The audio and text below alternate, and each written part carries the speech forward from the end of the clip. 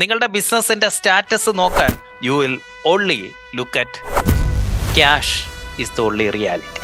Profit നോക്കില്ല. Cash അകത്തേക്ക് വരുന്നു, ക്യാഷ് പുറത്തേക്ക് പോകും.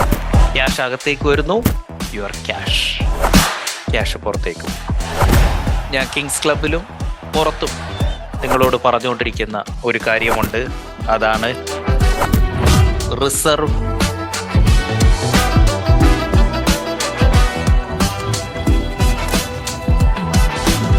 ബിസിനസ്സിന്. ഇങ്ങനെ ഒരു ഇൻടേക്ക് ഉണ്ടെങ്കിൽ, ഒരു രീതിയിൽ ഇൻഹെയിൽ ആൻഡ് എക്സെയിൽ ബിസിനസ്സിൽ നടക്കുന്നുണ്ട് എങ്കിൽ അതിൻ്റെ പേരാണ് ക്യാഷ് ഫ്ലോ. ക്യാഷ് അകത്തേക്ക് വരുന്നു, ക്യാഷ് പുറത്തേക്ക് പോകുന്നു. അകത്തേക്ക് വരുന്നു, പുറത്തേക്ക് പോകുന്നു. അകത്തേക്ക് വരുന്നു, പുറത്തേക്ക് പോകുന്നു.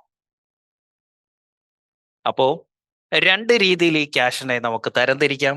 ഒന്ന് ക്യാഷ് ഇൻ, രണ്ട് cash out. Cash in and cash out. അകത്തേക്ക് എടുത്തേ, ക്യാഷ് ഇൻ. പുറത്തേക്ക് വിട്ടേ, ക്യാഷ് ഔട്ട്.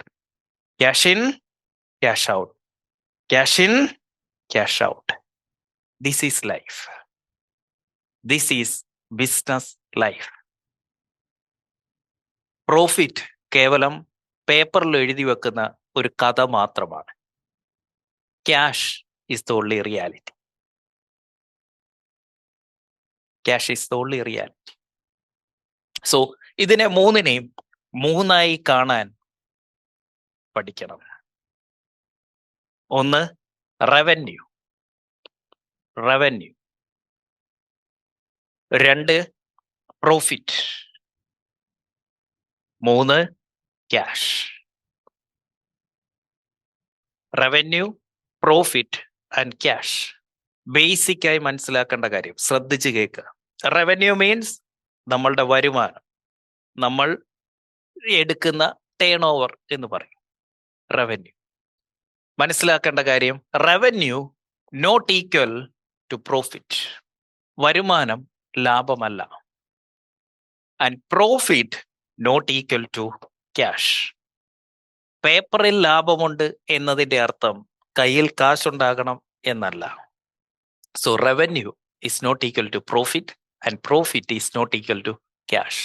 ഇതാണ് ഒരു ബിസിനസിന്റെ അടിത്തറ.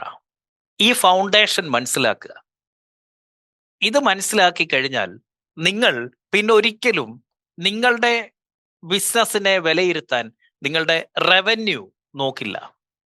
നിങ്ങളുടെ ബിസിനസിന്റെ സ്റ്റാറ്റസ് നോക്കാൻ പ്രോഫിറ്റ് നോക്കില്ല. You will only look at your cash. Revenue is just ego. Revenue is just an ego. And profit is just A story. Profit ഒരു കഥ മാത്രമാണ്. Cash is the only reality. Cash is the only reality. ഇപ്പൊ ഈ പ്രതിസന്ധി എന്ന് പറഞ്ഞ് ഇരിക്കുന്നവരോട് ഒന്നേ പറയാനുള്ളൂ.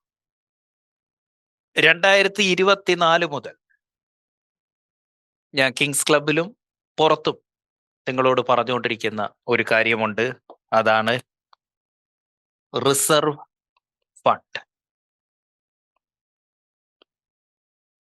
നിങ്ങളുടെ ബിസിനസിന്റെ അകത്തെ നിങ്ങളുടെ ചെലവ്, ഓപ്പറേഷണൽ കോസ്റ്റ്, അതെത്രയാണോ അതിൻ്റെ 3 മാസത്തെ റിസർവ് എങ്കിലും ഉണ്ടാക്കി വെക്കണം എന്ന് കഴിഞ്ഞ 3 വർഷമായി പറഞ്ഞുകൊണ്ടിരിക്കുകയാണ്. നിങ്ങളുടെ ഒരു മാസത്തെ ഓപ്പറേഷണൽ കോസ്റ്റ് എത്രയാണോ അതിൻ്റെ 3 മാസത്തേക്കുള്ളത് എങ്കിലും റിസർവ് ആയിട്ട് വെക്കണം എന്ന്.